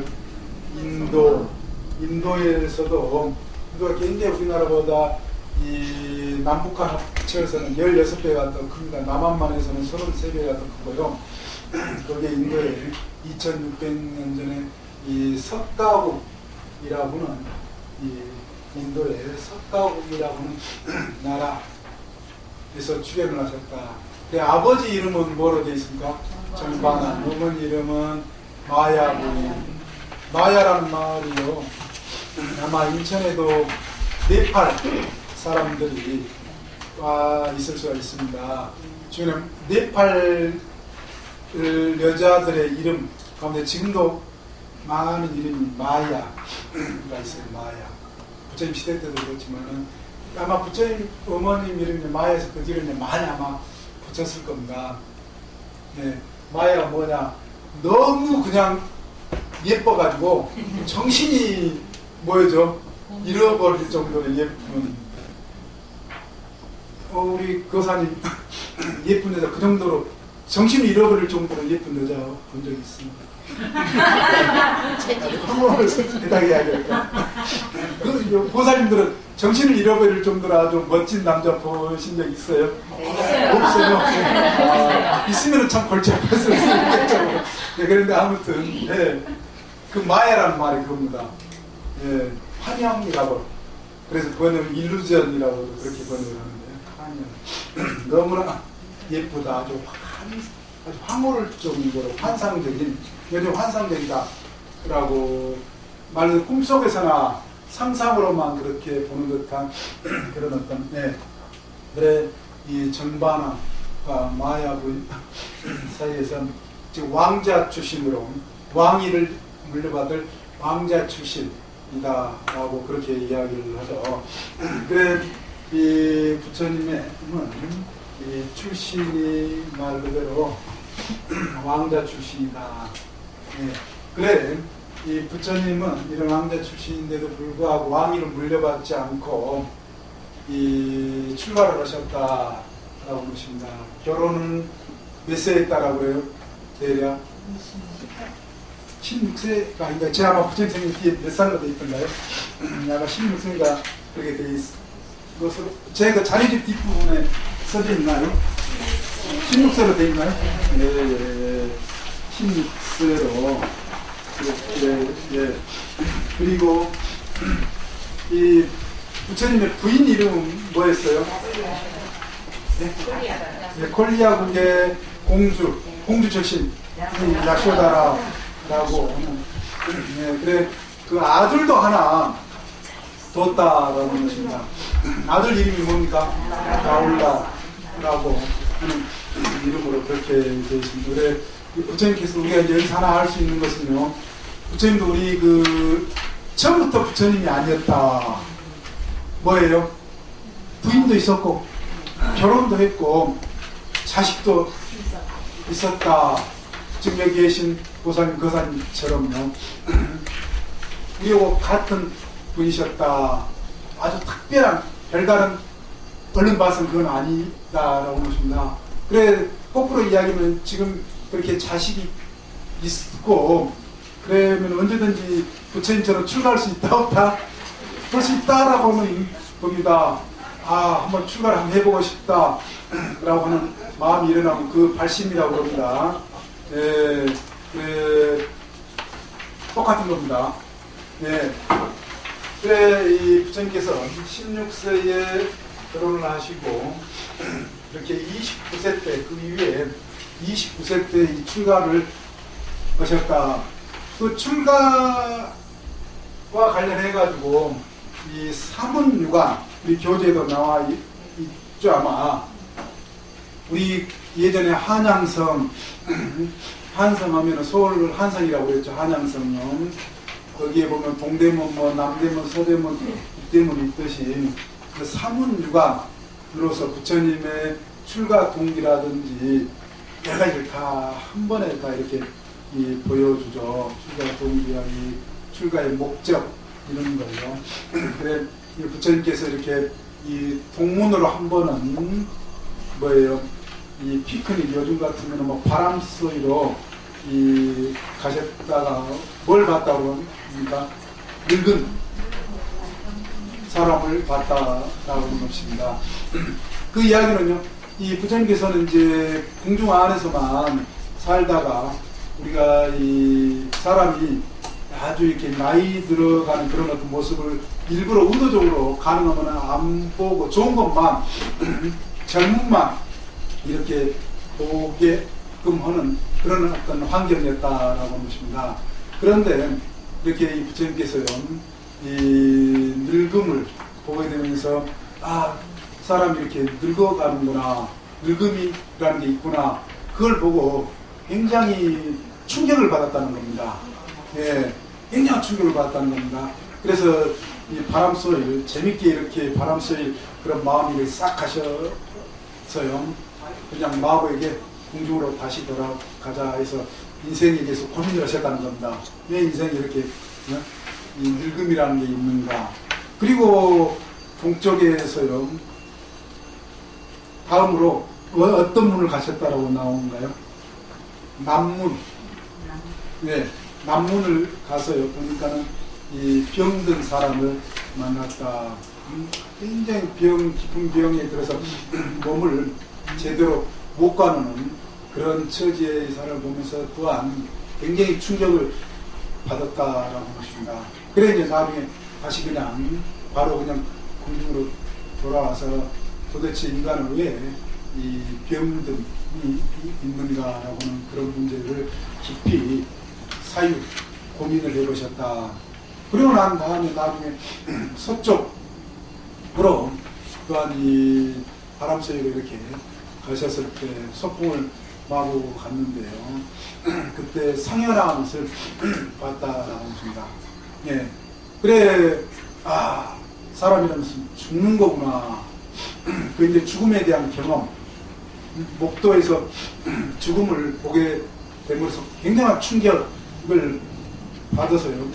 다시 이제 궁으로 돌아서, 인생에 있어서 왜 이렇게 노병사가 이렇게 되나 늙고 병들고 이 죽음이라는 게 있는가라고 하는 고민을 인생에 대한 어떤 깊은 문제를 생각을 해봤다. 그렇지만은 쉽게 풀릴 수 있는 그런 문제가 아니죠. 그러다가 마지막으로 국문을 가서 출가 수행자를 만났다. 아주 늠름하게 눈빛은 아주 맑고 빛나는 출가 수행자를요, 이 만나서 저 사람이 어떤 사람인가 하고 마부에게 물으니까는 이 진리를 찾기 위해서 집을 나와서 여기저기 다니면서 수행하는 그런 사람이다라고는 이야기를 듣고, 그러면은 이게 바로 나의 길이구나, 이런 문제를 풀어볼 수 있겠구나 라고 해서 출가를 했다라고 하십니다. 이게 부처님의 출가 동기로 그렇게 이 삼유관이라고 하는 것으로서 비유돼서 그렇게 나옵니다. 이야기로 실제로 삼은유관 역사적으로 있었을 수도 있고요, 또 가공의 이야기일 수도 있어요. 그렇지만은 여기에는 이 부처님의 출가 목적을 분명하게 이렇게 잘 담아놓은 것입니다. 예. 노병사, 생로병사의 인생의 문제를 해결하기 위해서 출가를 하셨다. 그래 이제 불교의 목적이, 여기는 동기가, 출가의 이제 목적이 바로 이 불교의 목적이기도 하는 겁니다. 노병사라고 하는 괴로움, 고통을 어떻게 하면 극복을 할 수 있을 것인가 라고 하는 문제와 이 관련이 되어 있는 거죠. 예, 늙음은 우리가 지금 우리가 아까도 이제 부처님 오려고 이제 다른 것은요, 부처님은 바로 늙음을 보고 굉장히 이게 남의 일이 아니다, 내 일이다 라고 받아들인 겁니다. 병듦도 마찬가지죠. 죽음도 그런 거죠. 그런데 우리에게 있어서 부처님과 조금의 차이가 있을 수 있는 게 바로 그런 것이지 않나 싶어요. 우리는 바로 옆에서 많은 사람들이 어때요? 나이가 들어가고 늙고 죽어가도 그게 내 일이에요, 남의 일이에요? 남의 일, 끝내 남의 일일 수 있어요. 네. 그런데 지금 굉장히 감수성, 그래서 감수성이 아주 뛰어나신 분이시다라고 생각할 수 있습니다. 자기 일로 받아들여서 인생의 문제를 깊이 따져봤다. 뭔가 우리의 인생의 어떤 생명의 어떤 질을 바꿔야 되겠다라고 하는 이런 어떤 마음을 일으키셨다라고 하는 것입니다. 네, 그래 이 불교의 목적도 결국은 생로병사로부터 해탈 우리 이야기되는 것이 그런 것입니다. 부처님의 출가 등교 관련이 되어 있다라고 하는 것. 예. 그런데도 우리 이제 불교 공부를 많이 10년, 20년 하면서도 죽음이 두려워요, 두렵지 않아요. 절에 열심히 지금 10년, 20년 이상도 열심히 기도로도 다니고 그랬지만은 죽음 생각하기도 싫죠. 예, 제가 서울에 절에 큰 절에요. 한 3년 정도를 스님 대신에 일요일을 한 적이 있어요. 그래가지고 요즘에 이제 웰다잉 뭐 시대지는 요즘에 그래가지고 웰다잉 좋은 죽음을 우리가 맞이할 수 있는 그런 어떤 걸 공부를 해야만이 좋은 삶, 웰비, 좋은 삶을 살게 된다라고는 그런 이치이죠. 그래서 저도 이제 그걸 한 서너 번에 걸쳐서요 강의를 한번 해본 적이 있어요. 그런데 이제 제일로 그 문제가 절에 오래 다니신 그 보살님이나 거사님들이 오히려 더 문제시더라고요. 굉장히 힘들으셔요. 왜 그러냐면은 그 보살님이 보건부 장관도 오셨어요. 이름이 제 얼른 지금 생각이 안 나는데 그런데 같이 이제 부부가 동반해서 절에 굉장히 열심히 나왔는데요. 이렇게 법회가 끝나고 그냥 시간에 그 말씀을 하더라고요. 그래서 왜 이렇게 뭐 다 죽음 아는 건데 왜 이렇게 죽음에 대해서 계속 하세요. 사회 좀 들으니까 죽음이란 말만 듣기만 해도 기분이 안 좋다는 거예요. 불편하다는 거예요. 불편한 진실인 거죠. 네, 그래서 얼른 그냥 맞춰주기를 원하시더라고요. 예, 거의 이제 그래서 좀 덜 해다가 더 이상 해서는 안 되겠다 싶은 생각이 들어서 뭐 어느 정도 이제 마무리를 했는데 그렇게 이제 절에 오래 다니셨는데도 죽음을 이렇게 담담하게 이렇게 생각해 보시려고 하지 않고 굉장히 어떤 공포의 대상으로 이렇게 생각하시는 이게 저에게 이렇게 잊혀지더라고요. 예. 그래, 이렇게 불교를 한다는 게 결국은 이렇게 그걸 극복하자라고 하는 건데, 제가 지금 갑자기 굉장히 요즘에 이제 복잡한 생각이 드는 게, 요즘에 우리나라에서 지금 결국은 문제가 풀리겠다라고 풀려고 하는 데서 극단적인 방법으로 선택하는 게 뭐예요? 우리 불교권도요. 죽음을 극단적인 것으로 제시를 하지 않습니까? 단식을 통한. 예, 단식을 통한. 집에서도 어때요? 서로 부부싸움이라든지 죽어버리겠다라고 하면서 위협을 하잖아요. 예, 극단적인, 우리 이제 사회에서도 이제, 그러는데, 하여튼, 이번에 이제 제가 설처 스님께서 우리 이제 불교계에서도 이제 단식을 통해서 죽음을 말 그대로 죽음을 불사하고 우리 이제 불교를 한번 변화시켜 보겠다라고 이제 하니까는 원래 이제 불교의 이제 공식 경지에 이르면은 죽음의 공포에서 이제 벗어나 있기 때문에 자유자재하다, 자제하다, 자유롭다 그런 표현을 많이 쓰잖아요. 그렇지만 이번에 이제 제가 이렇게 우리 불교계에서도 이제 그 현대의 어떤 생명의 어떤 개념, 그래서 죽음을 어떻게 생각하고 받아들이려고 하는가, 출가 스님도 그렇고 제가 이제 또 물론 이제 종교에서 강화된 죽음이라고 해야 될까요? 그건 사실 바람직하지 않죠. 그렇지만 자발적 웃긴 어떤 죽음, 희생이라고 해야 되나, 대의를 위한 그런 거 이제 불교에서 이제 종종 보살도로서도 이렇게 이제 이야기가 되고 또한 굉장히 숭고한 가치로 이야기가 되기도 하죠. 되기도 하는데 이번에 이제 저는 이런 우리 어떤 불교 현실을 보면서 죽음에 대한 이해가요. 전반적으로 받아들이는 게 상당히 달라졌다라는 것을 읽긴 했습니다. 불교 평론적인, 한국의 어떤 평론적인 입장에서 어떤 불교적인 어떤 잣대가 아니라 일반 어떤 세간적인 그런 어떤 잣대로 이 죽음의 문제를 많이 바라보고 있구나. 라고 하는 것을 느꼈는데, 여기서도 저도 이제 이야기인데 굉장히 조심스럽게 지금 이야기는 하고 있습니다만, 조심스럽게 이야기한다는 게 이제 세간의 잣대인 겁니다. 이게 그냥 우리 어느 정도 상식선에서 이제 이야기가 돼야 되기 때문에요. 그렇지만은 불교에서 어떤 죽음의 이 문제는 궁극적으로 이 자제로운, 죽음으로부터 자유로운 그런 어떤 경지를 또한 이 보여주는 걸 하나의 종교적인 어떤 이상, 종교적인 어떤 목적으로 이야기되고 있는 그런 어떤 측면이 있습니다. 그런데도 요즘에 이게 이제 거기까지는 이제 우리가 이야기하기가 굉장히 힘든 그런 어떤 것도 또한 우리 불교, 한국 불교에는 현재 어떤 그 상황이 있다라고 하는 걸 분명히 느꼈다는 겁니다. 예, 이걸 어떻게 또한 이야기해야 될 것인가 굉장히 복잡한 문제인데, 예. 조금 제가 몇 킬로 동안 많이 셌습니다. 현실을 이야기하다 보니까 그런 말씀이 같은데, 그러다가 29세에 아무튼 출가를 하셔서 그 6년 수행을 하셔서 35세에 이 성도를 하셨다라고 하는 것입니다. 35세에 네, 성도를 하셨다. 예, 그 성도지를 구체적인 공간이 있습니다.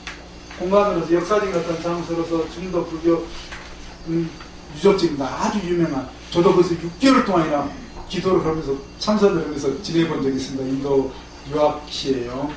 이름이 어디입니까? 오드가야. 그렇죠. 이게 이제 나중에 부학장님과 같이 포기사 시험 공부에 이제 4대 선지 다 하긴 여러분께서 아마 하실 건데요. 이 오드가야 35세 때 보드가야 이 보리수 아래에서 성도를 하셨다. 안전한 깨달음을 이루셨다라고 하는 것입니다. 그래서 깨달음이라는 것은 대단히 여기서 이제 중요한 것은요, 특정한 시점과 특정한 장소가 분명히 이렇게 제시가 된다라고 하는 것입니다. 그 이야기는 뭐예요? 한국 불교도들 가운데 아이고 내가 깨달았는지 누가 하냐, 이거 맞다 틀린다? 틀리다. 요즘에 이제 그거 합리화 변명하기 위해서요, 많은 불교인들이요, 그거 뭐 내가 깨달았는지 모른다. 그런데 깨달았다라고 하면 부처님처럼요, 분명한 계기, 그걸 이제 기연이라고 합니다. 우리 동아시아 불교에서도 수행자들이 기연이 있습니다. 깨달음에 이룬 분명한 어떤 시점, 때라든지 그런 인연, 이게 이야기되는 겁니다. 어떤 스님은 어때요? 봄날에 아주 붉은 복숭아꽃을 순간 보면서 확철되어 확연하게 깨달으셨다. 또 어떤 사람은 어때요? 대나무에 흙덩이를 누가 던졌는데 이게 폭발하듯이 그냥 터지는 것처럼 들려서 그 계기로 깨달음을 이뤘다 라기도 하고, 또 부처님 깨달음 관련해서 내려오는 이야기는 뭐예요? 새벽별 금성이 이야기 되기도 하죠. 그와 같이 보는 순간, 듣는 순간, 제가자 가운데 김기추 저 본명이 어떻게 되시죠? 갑자기 제가 그 본명이 유명한 제가 김규치 거사님인데, 그 거사님은요 독립운동 하셔가지고 아주 유명하잖아요. 만주에 독립운동 하다가 이제 사형선고 받고 교도소에서요 일본 그 감옥서라고 그러죠. 관세음보살만 계속 쓴 거예요. 교도소는. 그러다가 뭐 이렇게 인포에 폐망하면서 이제 그 또한 간수가 또 불교인이었는가 봐요. 그래서 아이고 관세음보살을 그래서 열심히 직중을 쓰고 그러니까는 도망치게 풀어준 거예요. 그러니까 나중에 우리나라에 와서 스님들도 많은 우리나라 백공 김규치 스님이라고 그러죠. 굉장히 유명합니다. 우리나라 큰 스님들도 많은 스님들이 백공 김규치 거사님의 제자인 경우가 많아요. 근데 그 거사님은요, 이 뭡니까, 교회 종소리, 새벽에 교회 종소리를 듣고 한 소식 크게 학철되어 있다. 교회 종소리 듣고 그거 재밌잖아요. 그러듯이, 예. 그래, 이제 부처님께서 이 35세 때 성도하셨다. 성도지. 그리고 이 45년 동안, 이 부처님께서 바로 이 부처님 생애에서 처음으로 이제 부처님의 이 제자를 삼았습니다. 누구를 삼았습니까? 함께 공부를 했던, 수행을 했던 5비구를 이 제자로 삼았다라고 하는 것입니다. 예, 그걸 이제 초전법륜이라고, 그러니까 이 보드가야에서 이 바나라시 초전법륜지까지는 한 200 몇 킬로 됩니다. 키로수로 따지면요. 그래서 거기에 있는 5비구에게 부처님께서 직접 가셔서 내 이런 수승한 경지, 아주 뛰어난 가르침을 빨리 이해할 사람은 5비구이겠구나 해서 처음으로 이 5비구를 제자로 삼으셨다는 것입니다. 그 이야기는 지금 옆에 계신 보살님, 거사님, 여기 계신 분이 부처님 되면은 바로 누구를 먼저 제자로 삼아야 된다고요? 말을 그러면 그 수긍하겠습니까? 안 하겠습니까? 굉장히 쉽지 않을 거예요. 같이 놀았는데 무슨 이야기냐. 예, 그런데 그럴 정도의 뛰어난 그런 어떤 면모가 아니면 그거 스승으로 삼기가 쉽지 않다고 하십니다. 우리의 경우를 미뤄봐서도요. 같이 한때 놀았는데, 한때 같이 어깨를 거누면서 공부를 했는데 어떻게 스승으로 삼을 수 있겠는가? 대단히 어려운 문제입니다. 스승으로 삼는다는 인도에서요, 자신의 가장 높은 이마를 스승의 어디에다 대는 의식에 발등에다가 대는 가장 낮은, 그래서 나의 모든 것을 바치겠다. 전적으로 스승의 의지에서 인생의 문제를 풀겠다라고 스승과 제자의 관계다. 상징적으로 보여줍니다. 우리가 그래서 이 부처님 전에 오체투지, 그걸 오체투지라고 그러고, 지금도 이제 우리 동아시아적인 예배 방법으로 이렇게 머리를 바닥에 이렇게 대는 절을 하지 않습니까? 네. 초전법륜. 그래 45년 동안 부처님은 길에서 길, 마을에서 마을, 나라에서 나라 끊임없이 다니시면서 중생 제도를 하셨다. 그러고 나서 그때 80세 이 반열반, 정확한 표현으로 열반보다는 반열반이 맞습니다. 세속적인 표현으로는 돌아가셨다라고 하는 건데요. 반열반을 하셨습니다. 장소는 어디입니까? 후시나가라. 제 그 자료지도에서 정리했고요.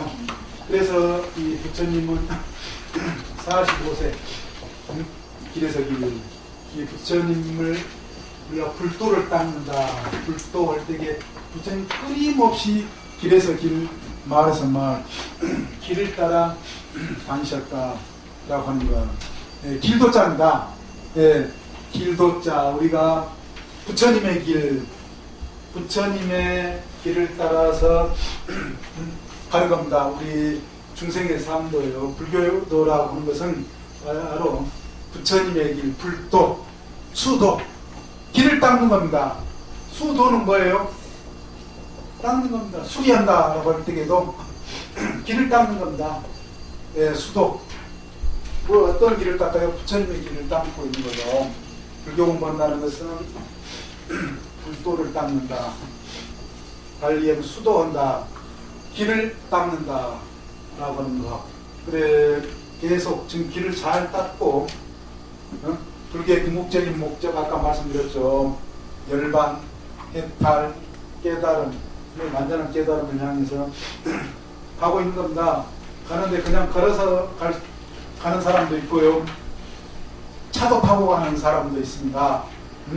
빨리, 정확하게 가게에서 내비게이션까지 달아가지고 잘못된 내비게이션은 저 연안부두로 모시기도 하고 그럴 수도 있는데 정확한 내비게이션이다 라고 하는 겁니다.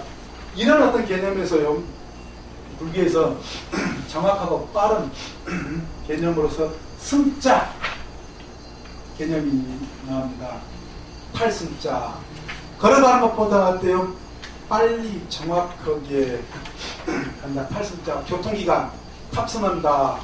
예전에는 다 수레승자, 수레를 타고 다녔잖아요. 수레가 이런 것 같으면은 버스고 자가용이고 기차고 비행기입니다. 그래서 탑승한다라고 지금도 승차 이런 말이 쓰이지 않습니까? 여기에 뭐예요? 대승, 소승 이런 개념들이 왜 불교에서 나오는가? 바로 이와 같다. 불도를 따라서 하는 겁니다.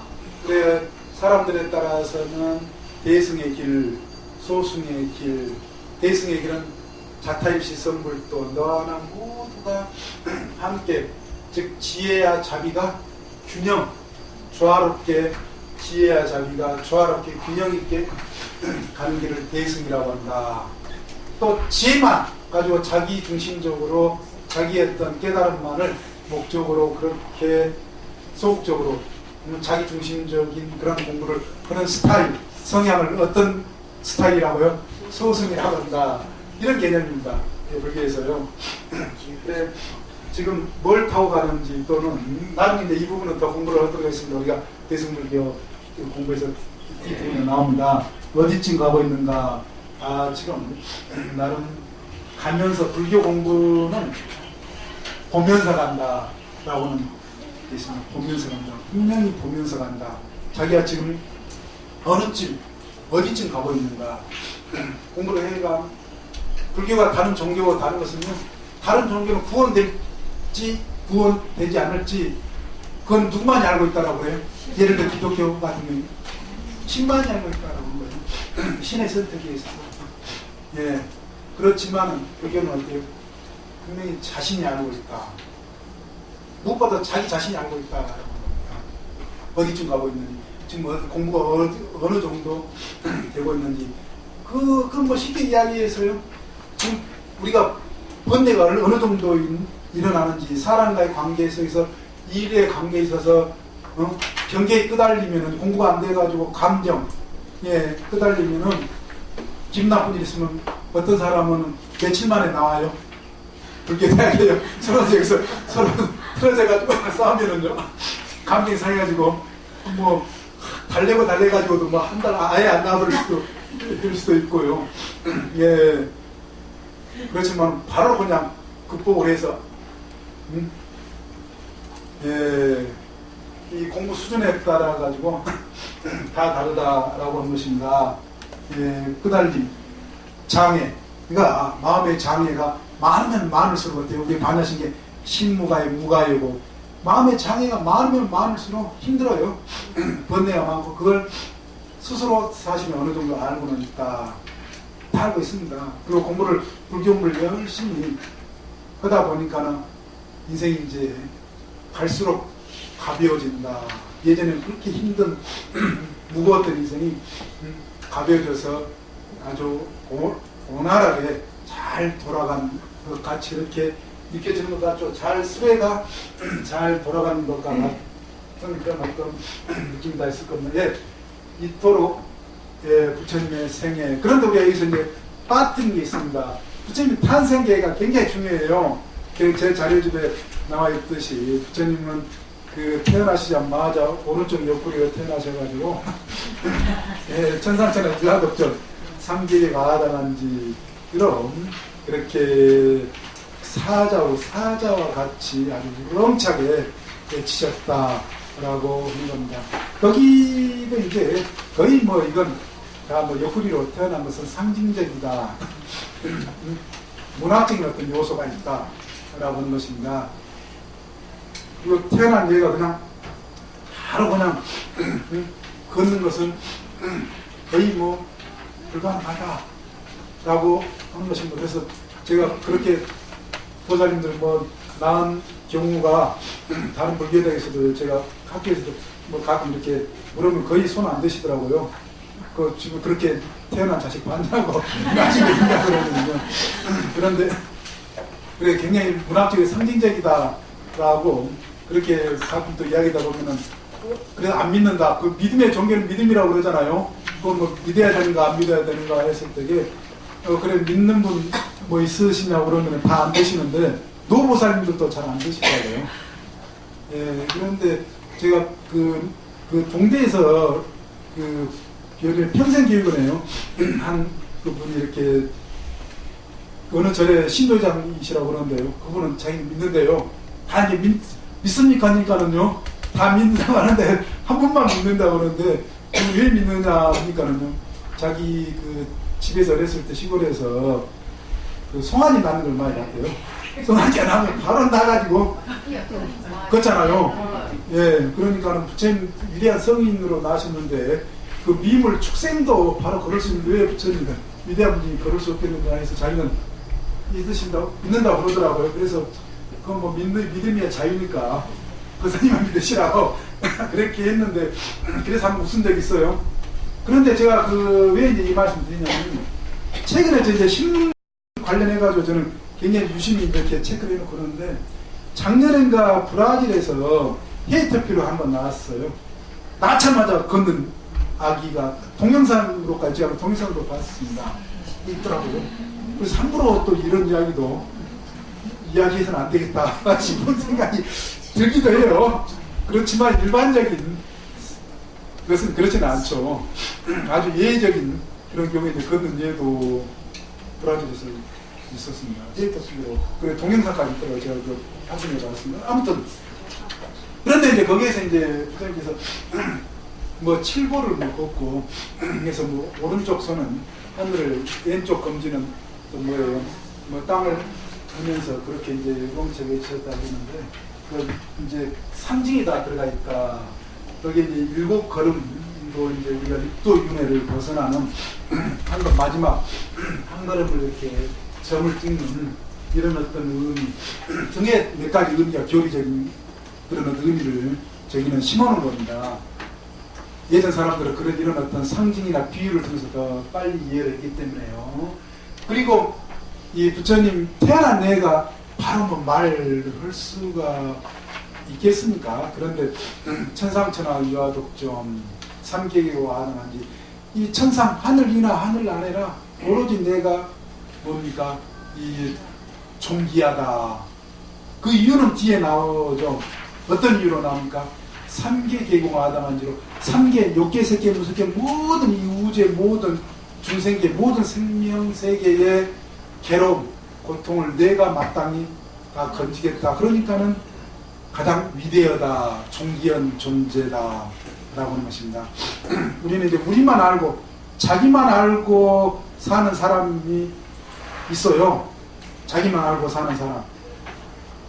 또 우리 가족만 알고 사는 사람도 있고 그러잖아요. 내 가족만. 그러는데 주님께서는 어때요? 나 가족의 범위를 넘어서 또는 우리 뭐 민족만이 아닌 모든 생명에 를 모두 다 이 구제를 하시겠다. 구원을 하시겠다. 라고 하는 그러한 위대한 목표, 위대한 어떤 원, 대원이죠. 대원을 세우신 것으로 해서 어떻습니까? 생명의 질, 새롭게 탄생. 부처님의 어떤 삶은 그런 어떤 삶이다. 그러니까 가장 존귀하다라고 하십니다. 나를 넘어서 우리 가족, 우리 민족, 우리 나라를 넘어서 일체 중생을 전부 다 구제를 하시겠다라는 이야말로 대의 명분인 거죠. 그래, 우리가 인생은 이 대의 명분을 갖게 될 때 삶의 목적이 대의 명분이 있게 될 때에 삶의 의미, 삶의 존재했던 가치가 달라진다 라고 하는 것입니다. 그래서 불교에서 자꾸 발언, 온, 서원 우리가 사음선에서 나오지 않습니까? 오온이 이끄는 그런 삶이 되도록 그래서 자기중심적이고 자기 이기적인 그런 삶에서 좀 더 넓은 그런 어떤 세계로 우리 어떤 삶의 어떤 가치를 좀 더 확장시키는 그런 어떤 것을 이끄는 게 바로 이 불교다라는 것인가. 그렇게 될 때에 우리의 어떤 삶의 가치가, 생명의 가치가 달라질 수 있다라고 것입니다. 부처님의 이 탄생기에 담긴 의미 아주 위대한 거죠. 예, 그래 우리 그 자료집 우리 이제 한번 정리를 해보도록 하겠습니다.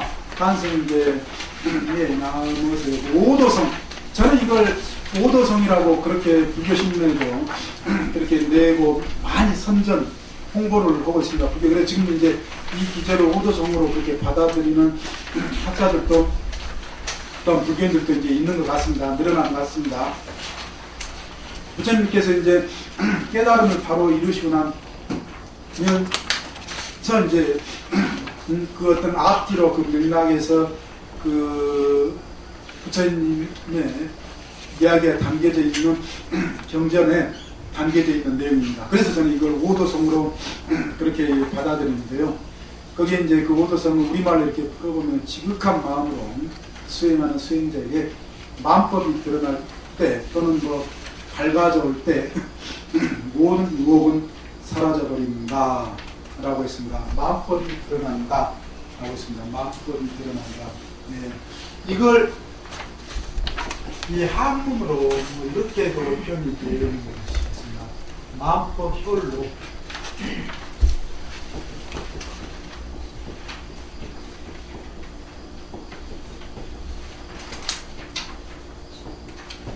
네. 만법이라면 일제법, 제법, 일제 모든 것을 포함한 것을 다 말하는 것입니다. 그대로 다 드러난다. 로자가 우리가 노출한다. 비온 뒤에 길로 되어 있어서 왜 뭐 여기 이제 한문으로 여러 의미가 있을 겁니다.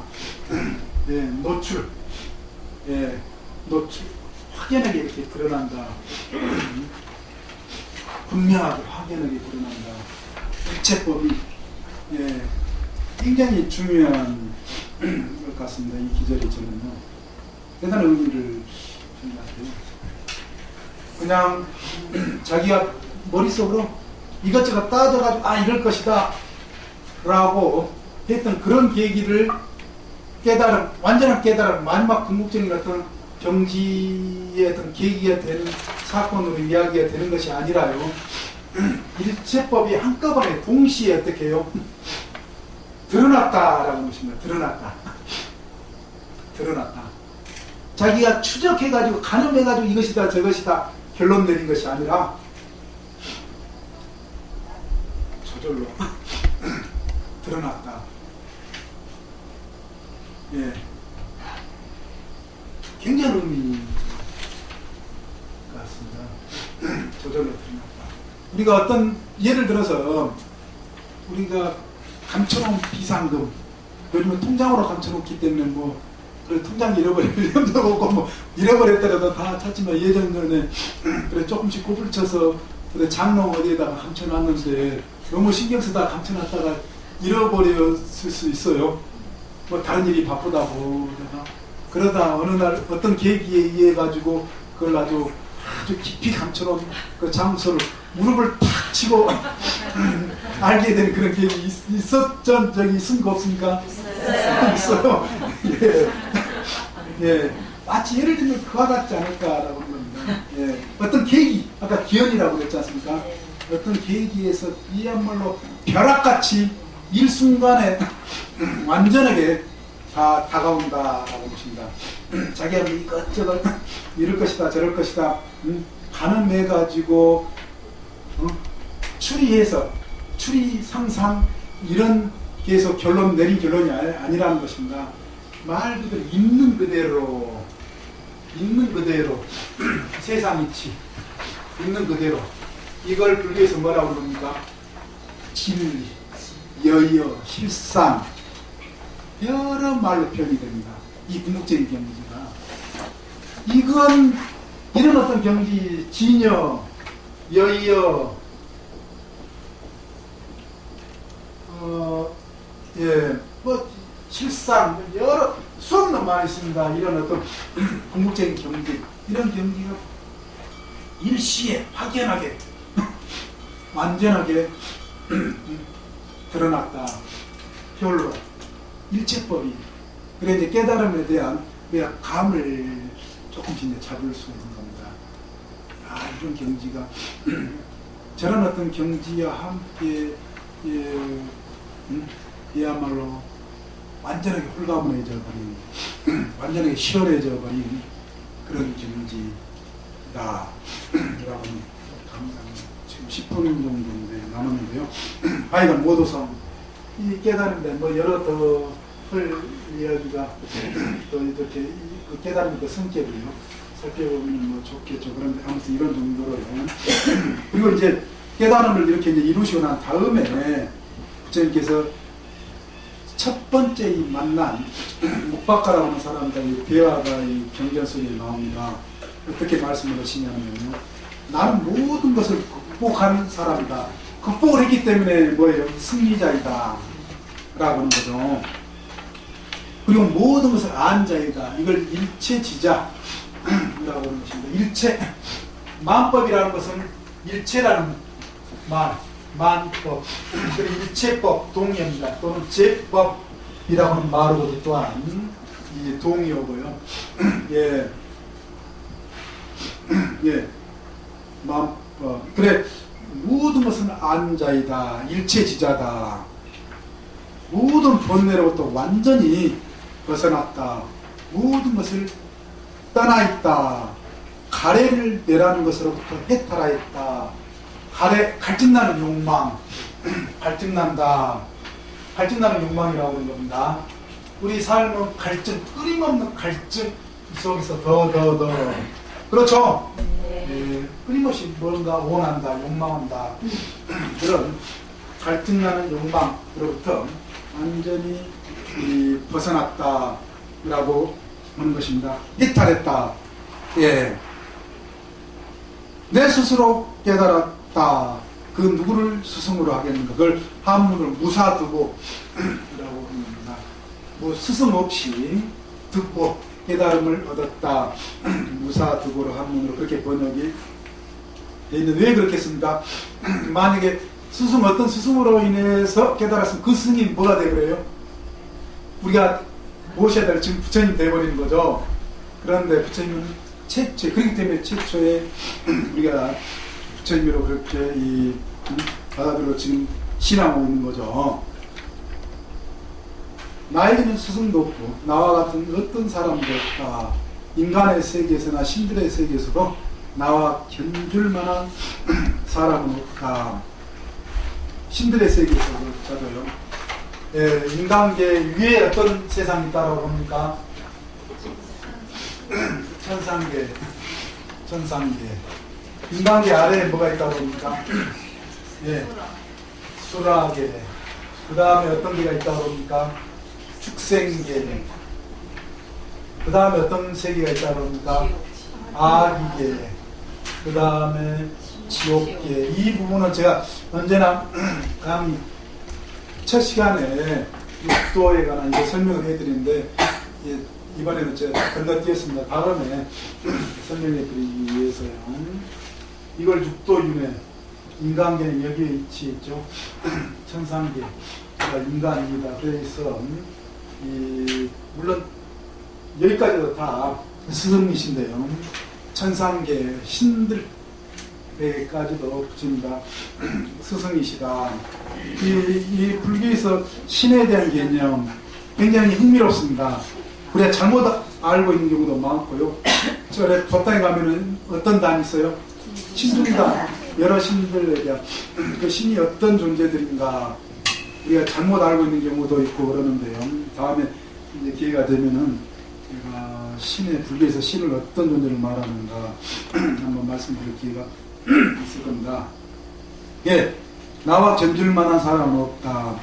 나는 이 세상에서 완전해진 존경받을 그들 아라한이야. 아라한이라고 그랬습니다. 부처님 또한 아라한이다. 여기서 중요한 그걸 하나 알 필요가 있습니다. 부처님은 아라한이다.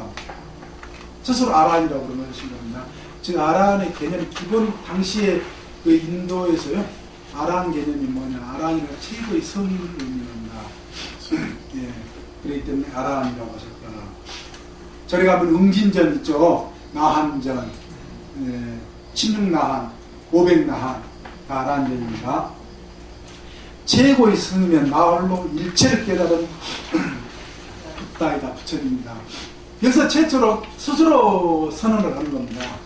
스스로. 그래 여기 계신 분들도 한 소식 하시면 스스로 선언할 수 있다 없다? 있어요. 그래서 제대로 이제 하셔야 되는 건데 검증이 이제 가능합니다. 스스로 그것도 검증이 가능하고 이 눈 밝은 사람에게 검증되기도 한다라고 하는 겁니다. 예, 눈 밝은 사람은 딱 걸어가는 것만 봐도 저 사람 번뇌가 몇 건짜리 딱 보인다. 우리가 자녀들 얼굴에 수심이 어느 정도 깊이 뭔가 거진 걱정이 있는가 잡힌 경우가 있죠. 예, 그와 같이요. 예, 예, 그리고 이제 그 다음에 청량하게 된 나는 열반을 성취했다. 여기서 열반이란 말이 나오고 청량이란 말도 나오잖아요. 서울에 어디가 있어요? 청량에. 예, 왜 청량에 있는지 아세요? 몰라요. 청량사가 원래 거기 있었어요. 원래 청량이란 우리가 청량음료 시원하다. 청량음료 많이 쓰고 있지만 불교에서 아주 중요하게 쓰는 말입니다. 청량이란 말. 그래서 절 이름도 청량사. 서울만 해서 더 유명한 더 아름다운 경북의 어디? 봉화 청량사 참 아름답잖아요. 근데 기회가 되시면 가을에 단풍잎에게 거기서 이렇게 하룻밤 이렇게 주무셔도 기억이 남습니다. 저도 자본 적이 있는데요. 아주 좋습니다. 예. 환상적이에요. 가을에 단풍잎이라죠. 네. 아무튼 청량 불교 말이다. 아주 중요한 말이다. 시원해졌다. 아주 머리 무겁고 어깨 무거운 일이 있다가 풀리면 어때요? 풀다면 아주 시원한 느낌이잖아요. 그래 불교에서 이마가 아주 시원해졌다 라고 그런 표현을 쓰는 것 같습니다. 이렇게 공부가 이제 잘 될 때기도 그렇고 완전 이루었을 때에도 예. 이제 법륜을 굴리기엔 법륜 개념 아주 중요합니다. 초전 법륜을 쪽이 법륜 여기서도 지금 2분밖에 안 남아가지고 넘어가야 될 것 같습니다. 근데 기회가 되면 그 법륜 개념이 뭔지 또 이제 살펴봐야 되는 문제요. 나는 바나라는 도시로 가겠다. 그래서 이제 가셔서 어때요? 초전 법륜 5비구에게 처음으로 고를 설하셨다. 불사의 복고를 칠 것이다. 여기서 불사가 뭐예요? 죽지 않는 법. 불사법이라고 합니다. 불교를 불사법. 죽음의 공포. 죽음으로부터 생로병사로부터 벗어났다. 라고 해서요. 불사법. 죽음의 불사의 법. 고자가 무슨 고자입니까? 북고, 북. 법의 북을 칠 것이다. 저래서 벗고 있잖아요. 둥둥 치는. 굉장히 역동적인, 아주 진취적인 그런 부처님의 이 교화 의지를 이렇게 보여주신 거죠. 그리고 이 세상의 눈먼 존재들을 위하여 부처님 눈에는 전부가 중생들이 눈이 멀었다라고요? 안 멀었다라고요? 멀었다라고 그러십니다. 눈먼 존재들. 그래서 우리의 아까 무명이라는 개념이 나옵니다. 혹시 영화 그 눈먼 자들의 도시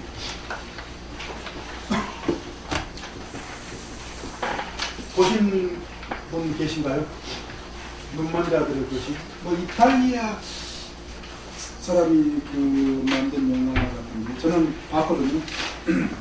뭐 봤는데 눈먼 자들의 거의 불교 내용이에요. 제가 봐서는요. 왜 불교 내용이냐? 알 수 없는 이유로 전부 사람들이 눈을 멀게 되는 겁니다. 알 수 없는 이유로. 눈먼 가운데 딱 한 사람만이 뭐예요? 어떤 계기에서 눈을 뜬 사람이 있게 되는 거예요. 그와 관련해가지고 일어나는 일들. 네, 저는 그 영화를 보면서 마치 불교를 구해놓은 것 같이 또 이렇게 유치해서 이렇게 이해가 되는데요. 거기 안에서도 아까 우리가 가래, 예? 이 신봉사도 욕망이 있었어요, 없었어요? 그 신봉사의 파트너가 누구였습니까? 밴더럼 씨라고 그러나요? 그래서 또 뭐 재밌는 이야기가 되잖아요. 이 눈먼자들의 봉사들인데도 불구하고 그 굉장히 어떤 욕망이 또 아주 잘 그려져요. 그래, 가래라고 하는 부분, 갈증난 어떤 욕망이 눈먼자들에게서도 어떻게 이렇게 이루어지는가, 이런 어떤 세계가 참 그 부조적인 어떤 걸 이렇게 생각하게끔 해주는데, 이 지금 시간이 지금 다 됐는데 갑자기 또 하나 이야기 안 하면 제가 난 잊어먹어 그럴 것 같은데, 제가 신문 보다 보니까 어느 분이 그런 글을 썼더라고요. 다른 이야기를 하는 거지만, 자기 지인 아는 사람의 아들이 이 초등학교에 가게 되면은 그때 시력 검사를 하게 되는 학교에서 뭐 했는가 봐요.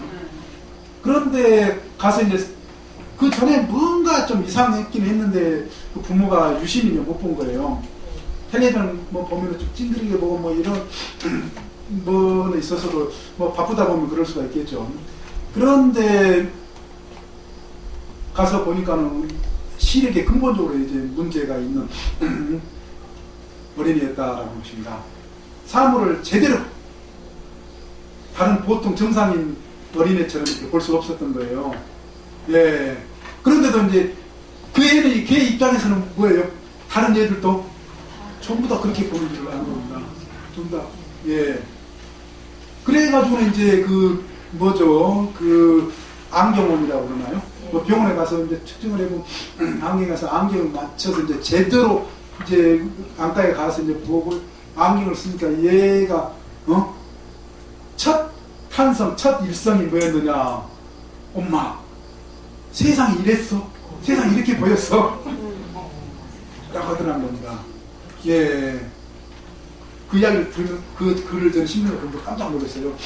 마치 불교에서 그런 깨달음, 저주, 약간 눈먼 세계, 이런 어떤 비유들이 가늠할 수 있는 거죠. 예, 예. 그래, 예.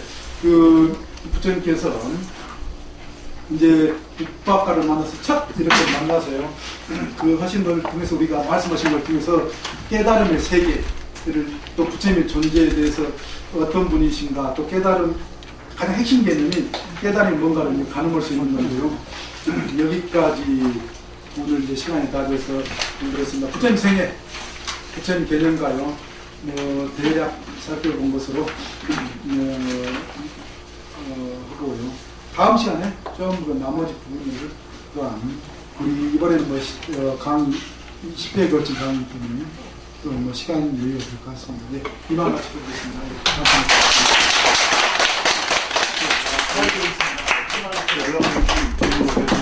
감사한 마음을 큰겁합니다. 목표가 있어가지고 우리 서로 휴강합니다. 휴강하시고 우리 자대 오시는 초하루 법회가 사람들이 굉장히 많이 와요. 초하루 법회 참석을 하시고 화요일날에 뵙기로 하겠습니다. 불석가모니 불석가모니 불석가모니 불석가모니 불석가모니 불석가모니 불석가모니 불석가모니 불석가모니 불석가모니 불석가모니 불석가모니 불석가모니 불석가모니